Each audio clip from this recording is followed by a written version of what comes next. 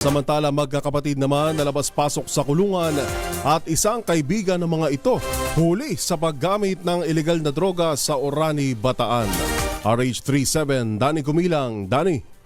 Balik kulungan ang dalawang magkapatid na paulit-ulit na lang umanong nahuhuli sa illegal na gawain sa droga matapos makto ng mga itong sumisinghot ng shabu at kasama ang isang kaibigan nila sa loob ng bahay sa Barangay Kaparangan, Orani, Bataan.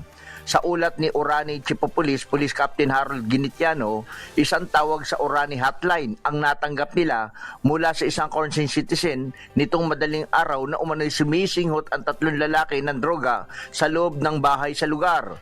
Agad na inatasan ni Chief of Police Captain Harold Ginitiano ang kanyang mga tauhan, Drug Enforcement Unit para alamin ang natanggap na sumbong.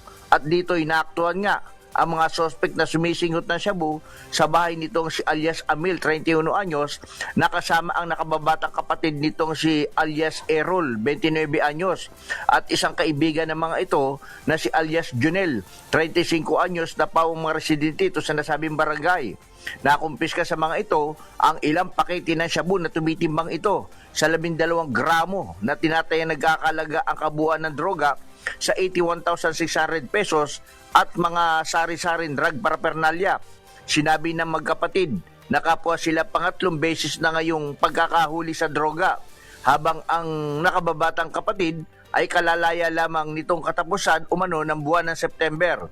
Dinala ang mga ito sa Orani PNP Station matapos sumailalim sa drug inventory at ipaalam sa kanila ang kanilang mga nilabag at karapatan.